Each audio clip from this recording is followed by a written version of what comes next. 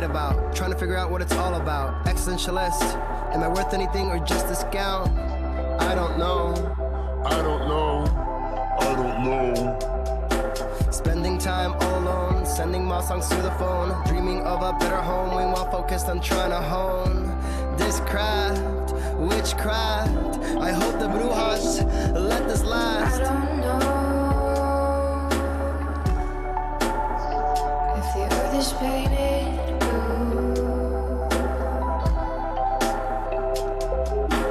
I don't know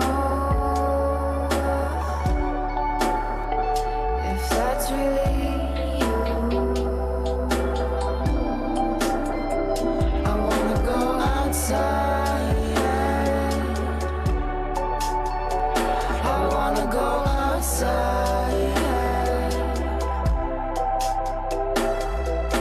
So many folks I've had to ghost. Negative ones the most. The seconds wasted. Never returned. I'm spaceship dreaming. That was a great sounds of Watson with Outside on WNHH LP 103.5 FM New Haven. Myself, Prestige, with my partner in crime, Long Island Rays, Elm City made Easy Bluez is in the building. Easy Bluez, you're better with introductions more than me. Who do we have with us today on Behind the Brand? Ladies and gentlemen, I want you to come close, because very seldom in life do you run into such an incredible human being that can literally birth something that can change your very existence. I remember a couple of years ago stumbling, because I was probably somewhat altered, down the stairs, a place called The Cellar on Treadwell. And there, graced the table, this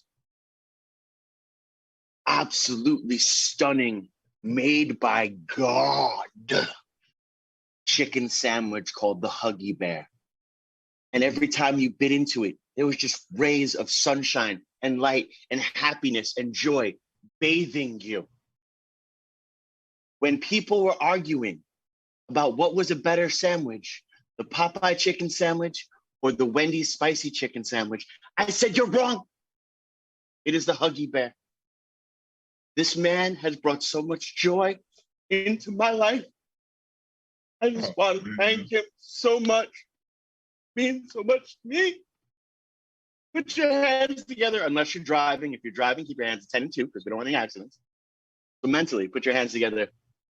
For my good brother, it is so nice to see you. Unfortunately, you have moved on to the next adventure. We're going to talk about that. But Andre, how you been, brother? How you been? Been doing good. I've been doing good. It's quite an adjustment. Let me take these glasses off. But it's been quite an adjustment. You know, it's a great time to be in Connecticut right now, and I'm really, really missing you guys and all the festivities stuff that's going on. But you know, I'm in Florida now. It's very, very hot, very flat. I believe it. Very mundane, but my purpose here is basically to, you know, start the next chapter, new career. For the most part, I'm doing good. Doing real good, brother. I'm 3 shades darker, though. Yo, okay. Yo, I just thought it was poorly lit. I just thought it was poorly lit, and there, that's all. I was like, oh, maybe you should turn the light on. But no, I'm darker for sure. Word. Sure. Andre, it's great to have you on Behind the Brand, man. I'm really excited about this, especially being under your tutelage for about a month at the Cellar on Treadwell, teaching me the great methods of the Huggy Bear, the buffalo chicken meatballs. Yeah, I want to apologize to you too, Preston. Apologize? What are you going to apologize to me for? I don't think you should apologize to me. Actually, I kind of appreciate the tough love that you give me. You were teaching me over at the kitchen, because you poured a lot of your heart and soul into that place. It was you. It was just you. Nobody was helping you. It was just you back and forth doing salads, dishes, and even the hot entrees. And you wanted everything to come up the way people liked it. Like you told me when you were teaching me at the restaurant, that everything has to come out the way you prepared for it. It cannot be half done. Everything has to be a complete quality. It's tough love. know what I'm saying? Yeah. I'm good. You're good. We're all good at the end. Even at your last night, you were telling me, like, yo, calm down. You'll be okay. Relax. Go in. And, you know, be to the next step. You know what I'm saying? It wasn't personal. I knew everything that you taught me was not personal at all. And it's kind of funny because Easy, he gave me this name. It was called Tin Man. He told me Tin Man because you're every time, oily? like, I was just going crazy back and forth like a chicken with his head cut off. He was like, yo, loosen up, brother. Just loosen up. Everything's just fine. listen up a little bit. You're doing well, man. Well, Loosen up. It'll be okay. well, that's also coming from the culture that you came from, dealing with a corporate cooking environment. Yeah. You don't have the ability to relax there. You know, if we're being honest, you don't. It has to be this certain way, and it's not because it's quality, because it's heart and soul. It's because it's mass production. And that's the huge difference. And I really want to talk about that because having you both here, it makes the most amount of sense, right? Yeah. What you guys do at the Cellar, or what you did, Andre, at the Cellar, and the culture you established there at the Cellar. And I love how you talked about, you know, this dish needs to come out the exact way that you prepared it to come through. It is treating it like the art form that culinary arts actually is. But then you take it to some of these mass production or these, you know, like a Popeyes or a Wendy's, where it's not a matter of it having to be artful. It has to be quick and affordable. And there's a huge difference. And you see that in every walk of life. But I think the one that really gets overlooked is the culinary art. You know, a lot of people look past the art part of the culinary because, you know, you have these bigger places that want it to be A, B, C, and D, and that's it. You don't have the ability to paint the pictures that you guys are able to paint when you are more independent. Well, first of all, my experience in corporate America was short-lived because it just wasn't me. And you're right. I just don't believe in, you know, cookie cutting and running a restaurant. You know what I mean? McDonald's made a great example of what not to do in regards to food industry, but yet and still, everybody likes McDonald's, and they have no idea that 20 years ago, McDonald's was really real food, but now it's not even food. You know, it's whatever it is these days. But the thing about culinary arts right now is that nobody wants to do that job. And from the education standpoint, because when you get out, it's kind of similar situation that I'm in right now with this mortgage stuff. It's like you go to school, they teach you this stuff, but when you really get on the job, none of that stuff that you learned really matters, you know, because first thing they'll tell you is, okay, you're a chef, but how long have you been a chef here? There's a difference between being a chef and being a chef at a particular place for a certain amount of time, you know. But nobody wants to do that work. Nobody wants to, because everything is so cookie cutter now, you know. You go to Chili's, you go to Red Lobster, you know, and then you go to a place like Nelly Green's in Branford. Remember that place? Go to a place like Nelly Green's, and it's a culture shock because now you got to know how to break down fillets. Now you got to learn how to, you know, butcher a salmon and, you know, cut portions of swordfish. Just, you know, skills that has to be learned in order to do that job at a high level, but the reciprocation and pay isn't that much, and you're not getting any benefits, you know. And so, you know, in order to be a chef and be passionate about it, you really have to understand that it's more of an art form, and you're going to pour your heart out. And you know, if you're not happy with people having smiles on their face and walking past their table and it's quiet, then you're not going to be satisfied because the money's not going to be there. you know, and not finding good chefs on cruise ships. You know, the money's just not there these days, you know, and that's why the food industry is finding so many hard people to find jobs, because it's not necessarily, people are there, but after changing careers during the pandemic and working the 9 to 5 and getting paid the same amount, and you're not sweating and nobody's cussing at you, you're not burning up,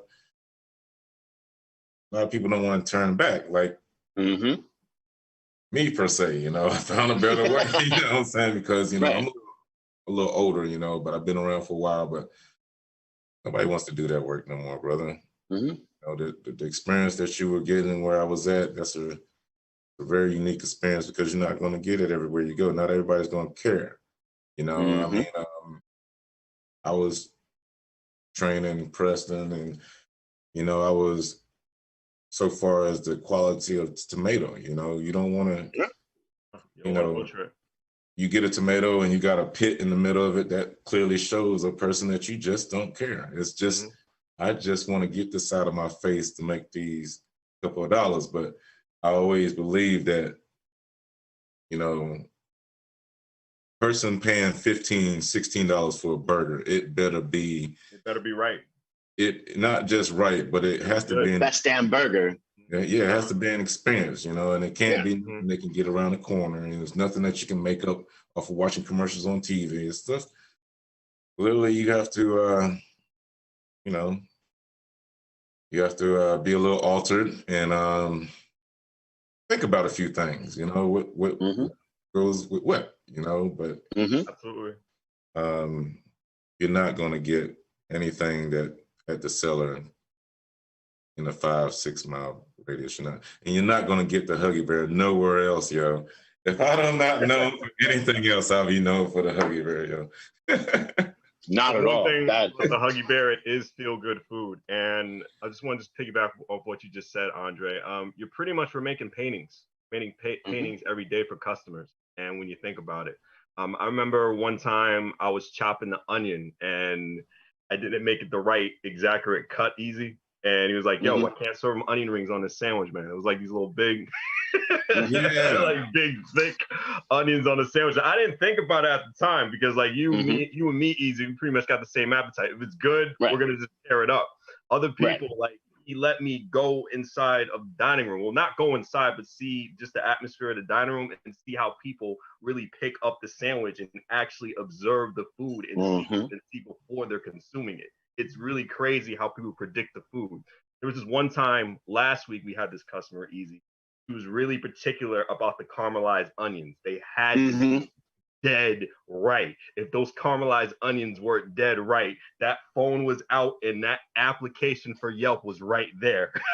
People are so picky when it comes out to food, and it's very particular of how they look at it, and they always want to see what's going inside that kitchen, like that little like glass door. I told you it's busy now. I started. They be peeking in there. You're a zoo animal, so you have to be clean and all the you're time. A person of color, and no offense, but you know, it's serious. You know, you're a person of color, and you have to perform, man. That's gotta represent well. Yeah. And well, you're absolutely right about the food, because like I said, 98% of people take the top off their burger. They want to see if everything is there that you said was there. And if you put some nonsense out there, they're gonna call you out for it. You know, and that only comes with being or in that system. You know what I'm saying? Once you're there's like key things, like they when you're dicing something, like home fries, if you're making fresh home fries, if you're dicing them, they're supposed to be able to fit in grandma's mouth. You know, and grandma, she ain't doing what she used to do in her younger days. She ain't unhinging like that no more. You know what I'm saying? So, you know, it gotta fit in her mouth, because it'll fit in her mouth. It'll fit in her mouth. It'll fit in the kid's mouth. You know what I'm saying? Of course. Right. Exactly. In the onion thing, for instance, there's only served 2 onion rings on a burger. Why? Because most people in these environments, they're talking, they're yelling, they're singing, and nobody wants to smell that. No. You know what I'm saying? Especially a female. You know, you don't want to. You know, just stuff like that is called tricks of the trade, brother. As long as you've been around, you'll pick it up. We're definitely going to pick it up on WNHHLP 103.5 FM New Haven. Myself, Prestige, with my partner in crime, Long Island Rays, Elm City made EZ Bluez is in the building. And also in the building with us is Andre Mack from the Sunshine State of Florida, telling us about his great culinary career on WNHHLP 103.5 FM New Haven. Easy. I see the light bulb above your head, man. Go ahead. Well, 2 things. The minute you said grandma, I don't know if you guys have seen Beer Fest, but I automatically thought of that great grandma, and that's a whole nother story that we'll get into. I feel like this should be a patio conversation, definitely not on the air. But I kind of want to give it a different direction too. From a performer, you know, I love that you mentioned, you know, when you go out into the dining room and people are quiet because they're enjoying their food, that helps the performer so much more, because when they have that good quality food, again, you're in a bar or that type of environment, conversations are going to happen. And as a performer who has the microphone, I'm constantly fighting with those conversations. And lucky for me, I have, you know, hey, look at me syndrome, so I don't really care. People are going to look at me one way or the other, but you make it easier. Like, and I want to thank you for that, because that is a huge, like, one less hurdle I have to jump, because that's why I love like performing there before the kitchen closes. Like my set goes on between here and here. They're like, but I was like, no, trust me. Like, but you guys should be headlining. I was like, we are in the second spot. That's where we headline, because that's a better time for us, because everyone's eating and they're shushing. And that's important, because now I have that opportunity to win them over faster. And that's a huge thing that I don't think I know a lot of artists don't think about that, but I'm not sure a lot of like the whole picture really understands how it all is supposed to work and play together. And Andre, you had it. I don't know if you knew you had this knowingly, but you had such a natural feel for that. And I'm sure it's natural after years upon years upon years upon years of doing it. But considering I've only known you for that short window, it's instantaneous and natural to me, because that's the part of the narrative I was part of. Was it something that was learned, or was that just something you kind of fell into? I used to work. I worked at Nelly Green's in Branford for quite some time. For a long time, actually. When I first came up to Connecticut, it was 2013. I worked for Jason Truccio was our chef, and Mike Savinelli was the co-owner, and they taught me a lot of stuff. And I was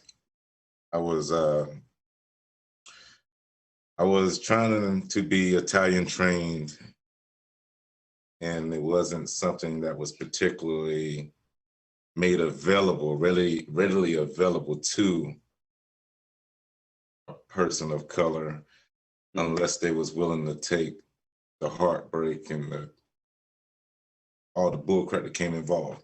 And what I mean by that is very structured environment. Jason was a Michelin star chef. He worked for a couple Michelin star chefs themselves. So there was always an underlining, I'm gonna push this guy just to see if he's serious. You know, so I caught a lot of unnecessary bull crap, and my name was called more than anybody in that kitchen, from the most remedial jobs, from portioning a whole salmon to making sure the grease under the fryer was cleaned up, you know? So, but they taught me the most is when I moved outside the kitchen, I was able to interact with the customer. Because when you're back there in the kitchen and you're not able to see what the customer sees, you're not able to hear what the customer hears, or you can't even see the reaction to the food that you're giving them. you know.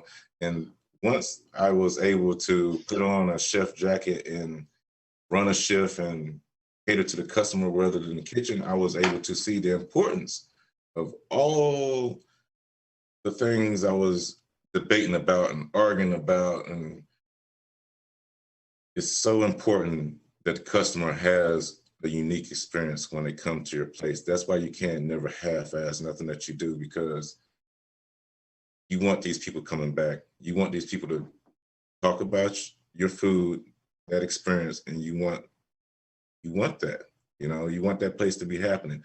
And they have a saying, Bob can build bridges all his life, but if he does one thing with a Peter, he's not long as the bridge builder no longer. You know what I'm saying?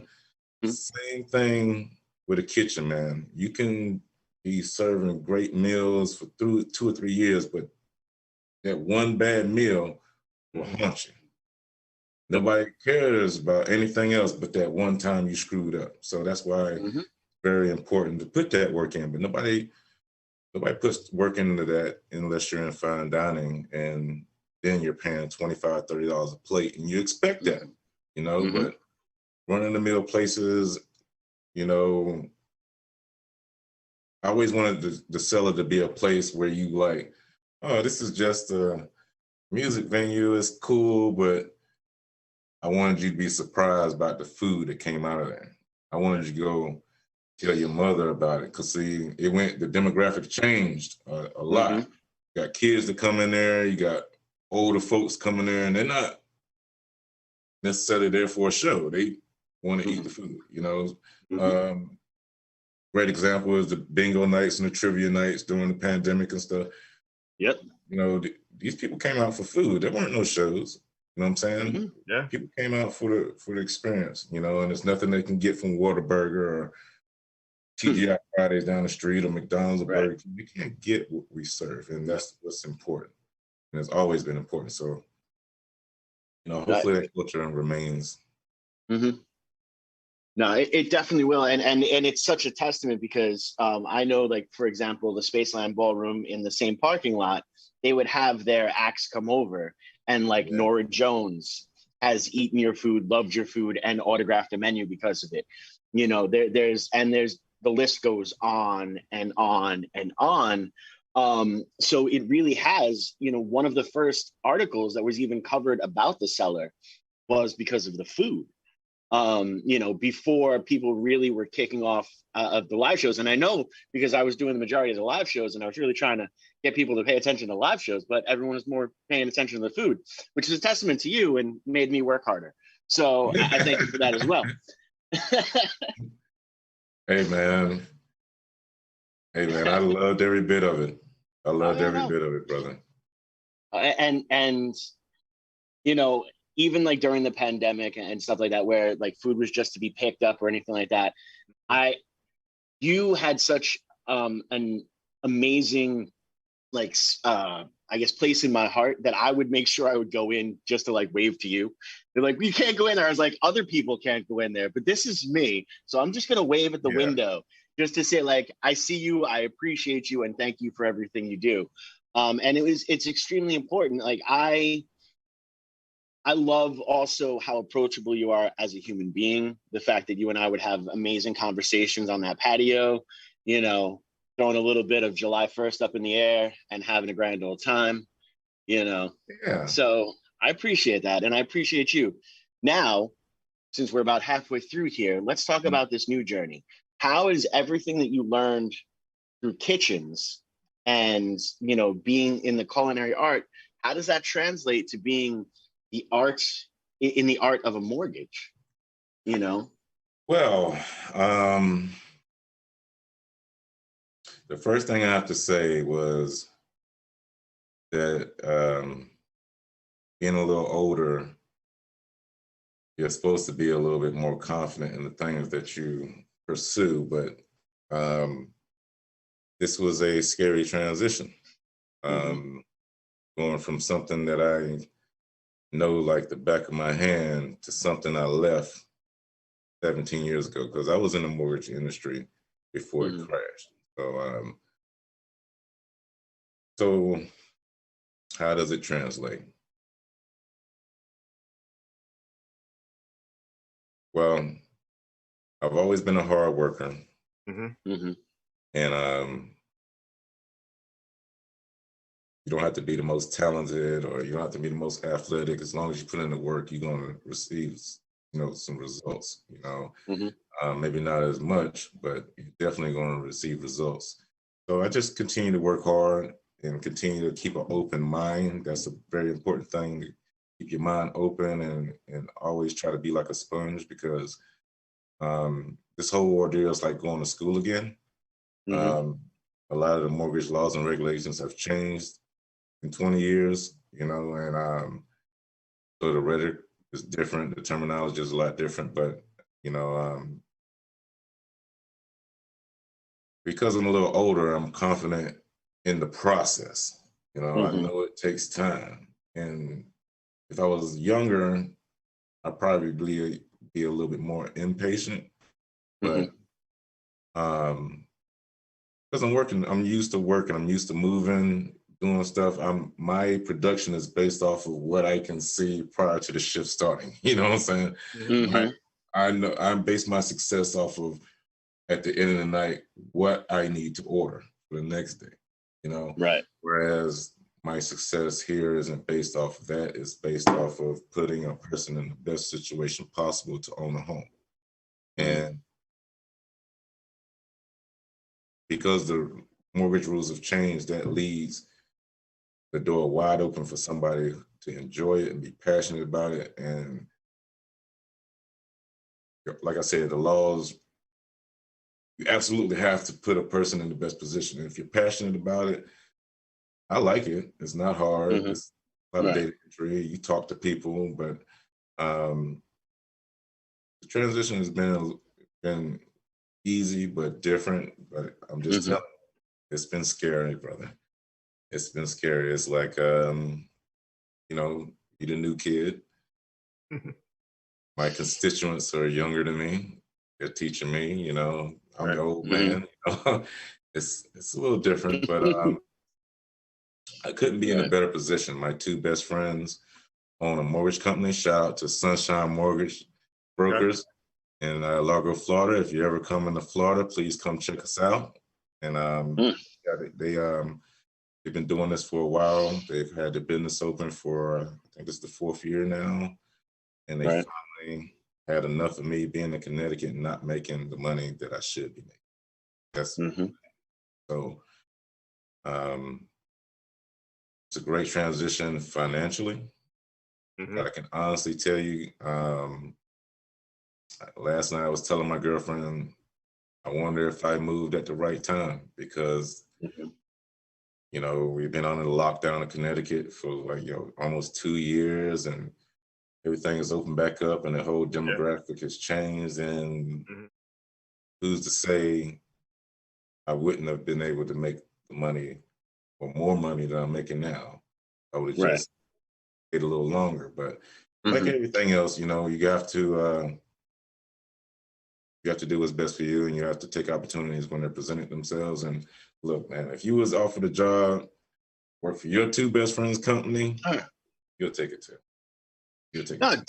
Definitely. And one of the starters of the Vineyard movement, John Wimber, said that faith is spelled RISK. And you had faith in yourself and faith in your friends, and you took the risk. And could things, we could live in what if forever. I mean, what if is so popular, it's about to be a Marvel show on Disney Plus. But at the end of the day, you made this new evolution and you took a risk. But it's always best, and this is what I try to tell all entrepreneurs, all people that are investing in themselves, if you're going to take a risk, take that risk on yourself. And you've done that continuously through your life, through your career changes. You left an industry 17, 18 years ago, coming back into the industry because you have faith in who you are. And one of the key things I really want to highlight is it is that personal touch that kind of helps that transition for you. It is the person you are when we were sitting and having the conversations, out in the patio is the person that you get to be now in your 9 to 5 from start to finish. You don't have to worry about that super heat or anything like that. You just get to have that personal connection with people. And you have a great personality for that. And, if we get into the mystical aspect of it, you have a great aura for that. Let's burn some sage and let's burn some sage and have a good conversation. But that's very, very true. And I love that, your whole story is about you investing in yourself. Look, you didn't come from the best of aspects. You and I have had long comparative conversations. I definitely would not recommend taking my path in life. Been a rough one, but I tell you what, I wouldn't be the man I am today if I didn't have people who believed in the things I could do. And the people who have helped me in life were the ones who saw that I was trying to do something and I maybe couldn't have made it by myself. And with a little bit of help, I made it, I was in Connecticut nine years, and I had a cousin that stayed within the town, and I swear, my family were the people I worked with, and the people who came in and ate my food. Those were the people that made Connecticut a home to me, because it wasn't family, that's for sure. But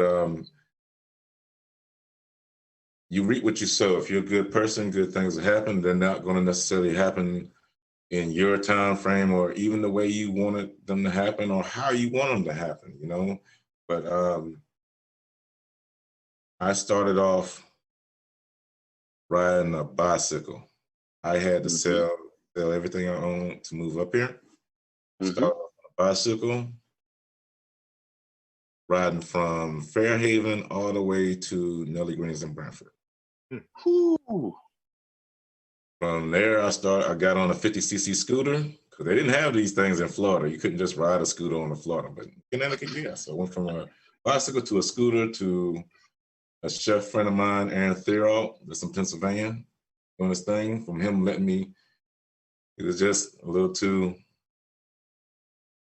altered to be driving home at night. So, he let me borrow his car. So it was a steady, progressive struggle.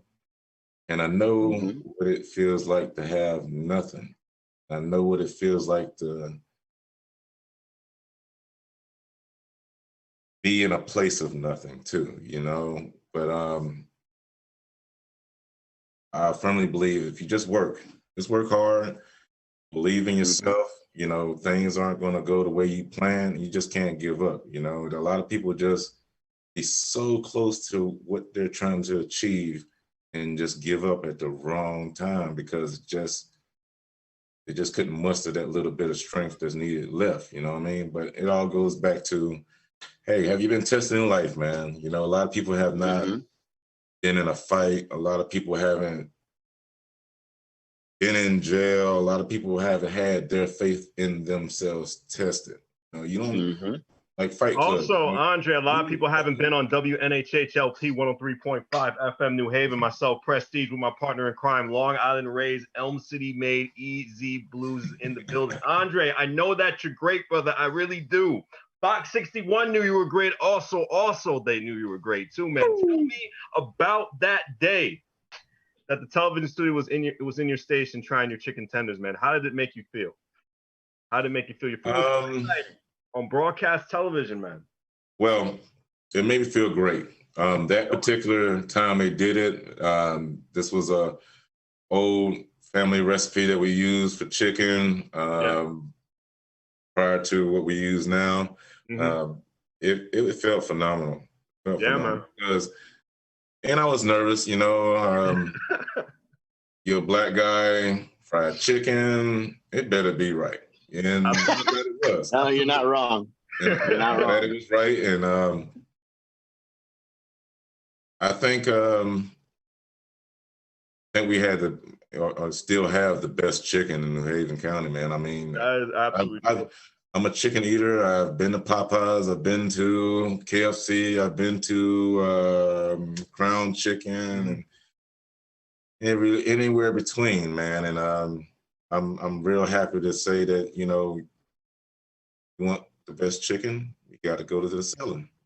People actually, they packed open just for the food. There's a lot of people who just take pictures just because it was the experience that you brought to the table. And I can't even imagine. You know what? Actually, I can't imagine it because it happened. It happened this whole year of 2020. I really feel that you were just pretty much the engine that kept it running because there was no shows. There was nothing. All there was pretty much just the food. I mean, people came and got your food. It was just you by yourself in that kitchen cooking that food the entire time. Most of that pandemic at 2020 in the cellar. Yes, there was those live streaming shows, but did drive by just to pick up that food. Go ahead, Ease. They're gonna pick up. But that's actually when the food culture is so good. Yeah. The management has to think outside of the box and ask musicians to stream, you know, from their practice spaces or from their homes. So you could have this incredible concept of dinner and a show. You know, the only way that works is if the foundation point, the linchpin to say is the food. And it really held that together, you know, and, you know, yes, first of all, for those who don't know, the cellar has a long history. That spot is historic for New Haven, Connecticut music.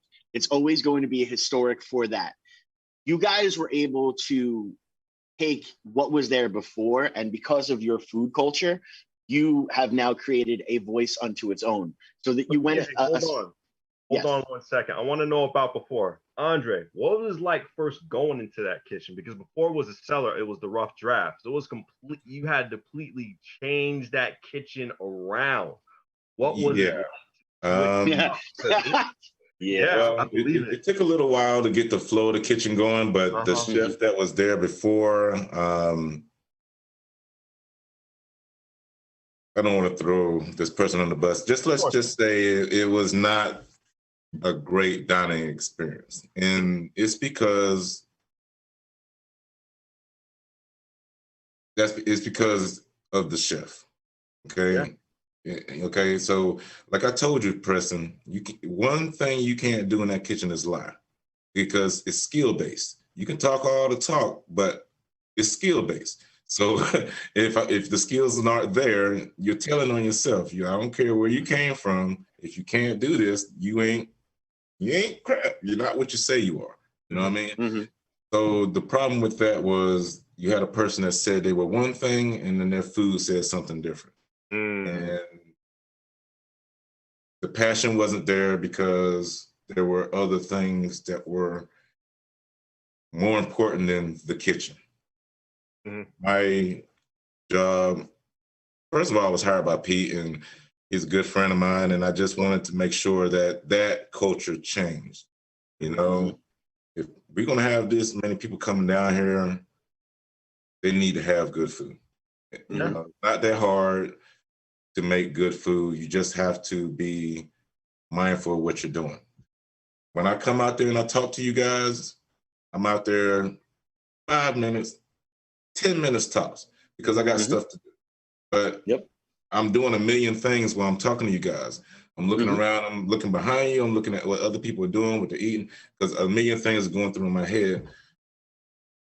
I might be talking to you about hamburgers, but I'm looking at this person throwing this tomato away, and I'm like, okay, but maybe I should add one less tomato on the salad. Things like that. So the kitchen, when I first got it, it was nothing to be talked about. But from our grand opening on, we've been doing great, you know, and it's just all about really caring about what you do. Because like I said, the money is not going to be there. Money certainly didn't keep me there. What kept me there was, one, I'm a good person. I don't want to see anyone fail. Should I have had left during the pandemic? that wouldn't probably be a seller. Yeah. So I'm a very loyal guy. I want to make sure that in the first 2 years of any business is very important. And that happened, you know what I'm saying? And so the last thing I wanted to do was let people down that invested so much time and money into this thing, you know? Yeah. So I poured everything I had into it, and I was an a-hole a lot, but I wanted to make sure that we didn't fail. Oh, Right. and You know that's one I really thing want to make sure that we didn't fail, because not fail at all. as long as I was taking care of my end, I felt like they would take care of their end. Because prior to COVID, we never did takeout. It was never a thing, you know what I'm saying? It was something that we had to innovate. And shout out to Sherry and Eric McManus, because you know, without that,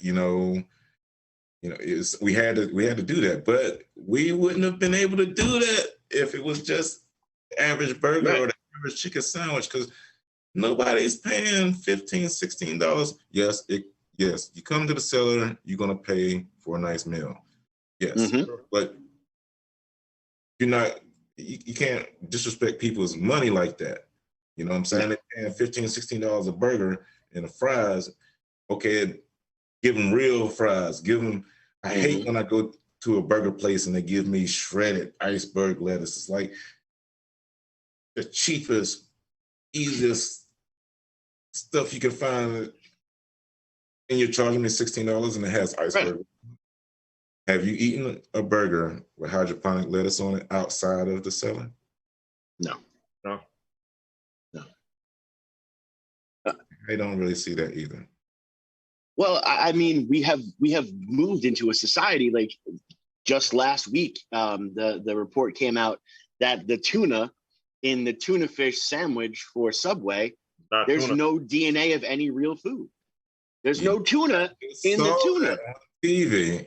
And we was just having a conversation about that at work last week, because a constituent of mine wanted to get a tuna fish sandwich from Subway. I was like, I wouldn't recommend that. And then that information comes out. I'm like, so you don't know what you're eating, you know? And like, one thing I do pride on the kitchen at the cellar is that everything is basically scratch made. Like, you getting the real deal. If we have red onion bacon jam on the menu, it's made within 2 days. You're not eating anything that's 4 or 5 days old. You know, chicken is fresh chicken. This is chicken that's been prepped and loved. There's a lot of love in that kitchen that you're just not going to get anywhere else. You know what I'm saying? So, yeah. I'm glad that we made that transition, because food wasn't a priority prior to me being there. You know, matter of fact, I remember Pete saying that he really didn't want a kitchen because he didn't really want those problems because of the way the kitchen went the last time, you know. But of course, you know, I changed his mind. He loves it. But well, no, you definitely did, and it also comes from the fact that prior to even the rough draft, it was the space, and the kitchen was like, hey, here's a couple of, like, you know, Tostitos pizza rolls and, you know, a Fox and Park soda, and that's what it was. But for there, it was more about the all age aspect. It was more about a younger culture. So when you have this historic spot, I mean, I really, really want to hammer home how much you really changed the culture. That's very difficult to do. And, you know, I'm a big fan of giving flowers now and not waiting until, you know, people have passed. So I just want to give you those flowers to let you know that you made an actual difference. You know, you changed a culture. That is extremely difficult to do. And, you know, as a performer, as someone who likes food, you can tell by my dad bod, you know, hey, I'm like Samoa Joe. I move real good for a guy my size. Just, you've seen me on stage. It happens. People were like, what the? But you know, that's the truest testament of you, your work ethic, and the caliber of art you put out there. And I'm going to continue to state that it is an art form. You know, everyone wants to lose that passion because, you know, oh, well, we just need to eat. When we take care of what we bring into our body, we have a better life expectancy, a better life existence. And, you know, like you said before, the food that comes out of there is food made with love. And that's the culture that you made there. Well, I think that's the most proudest thing I am proud of in regards to working with Cellar. It was the first time in my culinary career that I was able to express my view, my perspective of things without any type of blowback. Nobody sweating me, and it was a lot of pressure, you know. Mm-hmm. But it was the most rewarding job I've ever had because I accounted for everything. I ordered everything. I was very precise about everything, and everybody really enjoyed what I was able to do. You go into a place that's been established for a few years, and you want to bring a new menu item to the menu. It's you got to play the song and dance, and you got to deal with politics and all this stuff. But I didn't have to deal with that. I was able to bring in my own philosophy and my own perspective, and it was very, very rewarding, you know, just to speak with you guys and to know that you guys are really enjoying your food. And, you know, I took a lot of pride in serving real food. You know, it was real French fries you were getting. These are real burgers that's being grilled, you know, like they had a flat top grill before, and I told Pete, I was like, well, one of the conditions of me working for you is that you have to have a gas grill. Mm-hmm. So he had to get a gas grill put in because there's nothing like a frame broiled burger, and flat tops are for sissies. Oh, sorry about that. That's the Chef Andre shirt. Yeah, I didn't mean it like that. Will be available on his Patreon. Sorry about that. And guys, we got about 1 minute left of this broadcast, unfortunately. All right. I gotta say something. Since you're still there, say something for the last minute. Go ahead, Andre. You gotta tell Pete that he gotta get T-shirts made. Birthplace of the Huggy Bear. You gotta put a sign out there or something. Nobody else has that, bro. The birthplace of the Huggy Bear, man. I'm in. I will advocate for that. I'm totally in for that. I'll tell Pete that this weekend. That's the birthplace of the Huggy Bear, man. I'll tell Pete that when I get off of this call. Oh, okay. Hey, and I got that name from being a little altered and watching Starsky and Hutch. There you go. That's what I figured. I was like, that'd be a great. Andre, thank you so much for being it. I wish you best of luck in all opportunities happening in Florida, brother. Thank you for being part of the show. Hey, man, thank you, man. And if you never need anything, you don't hesitate to call me, man. Absolutely. Right? Don't hesitate. Definitely. You gotta do something about this, man. You gotta. Don't go back on WNHHLP 103.5 FM New Haven. Behind the brand, myself, Prestige. What to write about. Trying to figure out what it's all about. Love you, man. Be easy, brother. Be easy, Blue. I don't know. I don't know. I don't know. Spending time all alone, sending my songs through the phone, dreaming of a better home, while focused on trying to hone this craft, witchcraft. I hope the Bluez